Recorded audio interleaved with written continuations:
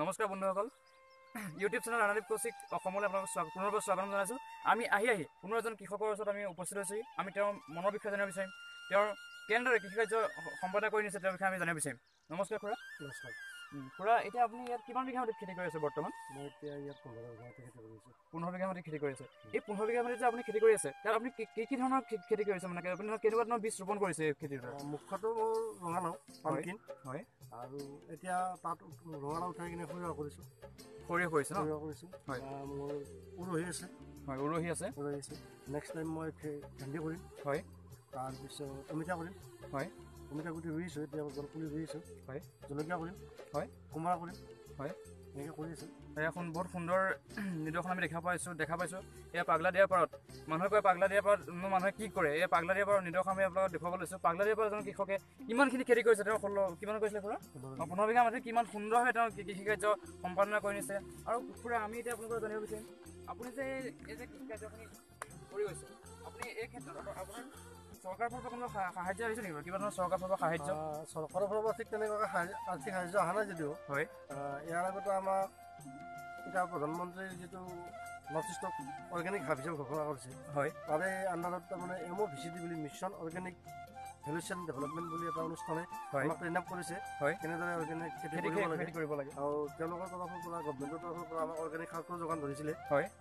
আৰু ইতিমধ্যে আমি যিটো পামকিন খেতি কৰি ৰঙালাও খেতি কৰি আছোঁ, হয়, সেইটোৰ যিটো চিডছ, হয়, শস্যৰ তাৰমানে যিটো কিনাৰ ছাবচিডি দিয়াৰ কথা আছে, হয়, হয়, তাৰ আমি উপযুক্তভাৱে ভৰ্চবিলাক ছাবমিট কৰিব পৰা নাই কাৰণে আমাক এতিয়ালৈকে আমাক পইচা অহা নাই, হয়। অলৰেডি তেখেতসকলে আমাক ভাৰ্মি কম্প'জৰ কাৰণে, কেঁচু সাৰৰ কাৰণে, হয়, 3750 টকাকৈ দিছে, হয়। আমাৰ 5-6জন খেতিয়ক আছোঁ আমি, হয়।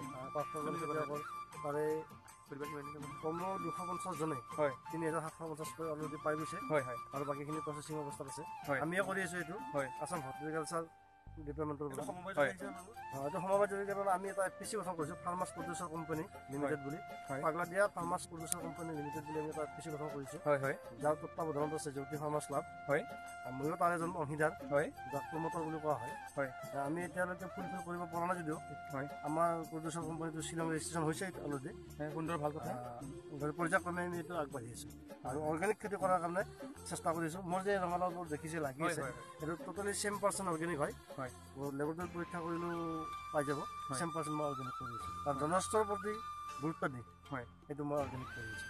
হয়, বহুত সুন্দৰ কথা আপুনি কয়, আমি আপোনালোকক জানিব বিচাৰিব পাৰিলোঁ।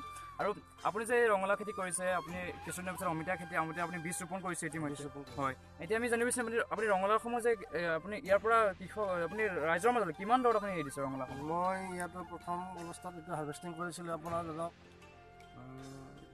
ছেপ্টেম্বৰ অক্টোবৰত, হয়, সেইটো দিছিলোঁ 17 টকা, হয়। নেক্সট নৱেম্বৰ ডিচেম্বৰত দিছোঁ, হয়, সেইটো দিছোঁ আমি 2000 টকা, হয়। আৰু একৰ্ডিংলি কেতিয়াবা বজাৰ কমে, কেতিয়াবা এতিয়া 10 টকা দৰ আছে, হয়, হ'লচেল, হয়, ঠিক তেনেকুৱাকৈ দিওঁ আৰু। সেইটো মই ছেকেণ্ড টাইম লগাইছোঁ। ইয়াত প্ৰথম অৱস্থাত মই জুন মাহত লগাইছিলোঁ, সেইটো আগষ্ট ছেপ্টেম্বৰ অক্টোবৰটো হাৰ্ভেষ্টিং হৈ গৈছে, হয়। নেক্সট আৰু মই নৱেম্বৰ ডিচেম্বৰ সেইটো লগাইছোঁ, হয়। আৰু উইদিন 1 মান্থ সেইটো হাৰ্ভেষ্টিং হ'ব। আৰু আপুনি পানী যোগানটো পাগলা দিয়াৰ পৰাই? পানী যোগানটো মই পাগলা দিয়াৰ পৰা কৰোঁ, এইটো পাগলা দিয়া নহয়, হয়। আৰু মই নলবাৰী জিলা কৃষি বিষয়াৰ জৰিয়তে, হয়, ছাবচিডিত 50% ছাবচিডিত মই পানী যোগানৰ এই মেচিন এটা আনিছোঁ, হয়, হয়। আনি কিনে এতিয়া মই যিখিনি আছে সেইখিনি আপুনি অকলে, সেইখিনি মই অকলে। আৰু আপোনালোকৰ কিমানজন কৰ্মচাৰী বৰ্তমান কাম কৰি আছে? মোৰ এনেই পাৰ্মানেণ্টলি স্থায়ীভাৱে এজনে আছে, কিন্তু সময়ত লাগিলে লৈ লওঁ, হয়, হয়। এয়া সুন্দৰ নিদৰ্শন পাগলা দিয়াৰ পৰা আপোনাক দেখা পাইছোঁ। আৰু আপুনি যে ইমানখিনি আপুনি 15 বিঘা মাটি সুন্দৰভাৱে খেতি কৰিছে, ইমানখিনি আপুনি কষ্ট কৰিছে, আপুনি আজি যুৱশক্তিৰ বিষয়ে কিবা ক'ব? আজিকালিতো যুৱশক্তি অকল চাকৰি এটা লাগে বুলি তেওঁলোকে মানে আগুৱাই যাব বিচাৰে যে আমাক চাকৰিটো, এটা চাকৰি আমাৰ জীৱনৰ কাৰণে যথেষ্ট বুলি ভাবে। কিন্তু আপুনি আজি আপুনি এজন অসমৰ নাগৰিক হিচাপে আপুনি এই যুৱশক্তিৰ বিষয়ে আপুনি কি ক'ব বিচাৰিব? মই এইটোৱে ক'ব বিচাৰিম যে 1993 চনতে মই নলবাৰী কলেজৰ পৰা ডিগ্ৰী পৰীক্ষা দিছিলোঁ, হয়। হয়তো মই ছাকচেছ হ'ব নোৱাৰিলোঁ, হয়। তাৰপিছতে যি কৃষি কাৰ্যত আৰম্ভ কৰিছোঁ, আৰু আজিলৈকে মই কৃষি কাৰ্যৰ দ্বাৰাই নিজেই পৰিয়ালটো চলাই আছোঁ, হয়। গতিকে চাকৰিমুখী নহয়, যদি উপযুক্ত ভূমি সম্পত্তি থাকে, হয়, তেওঁ তাৰমানে আধুনিক পদ্ধতিত খেতি কৰাটো ভাল, হয়। মোৰ ফালৰ পৰা এইটোৱে আমাৰ যুৱ চামক লৈ। ধন্যবাদ খুৰা, আপোনাক লগ পাই ভাল লাগিল। আমি পিছত আকৌ আপোনাক লগ পাবলৈ চেষ্টা কৰিম। ধন্যবাদ।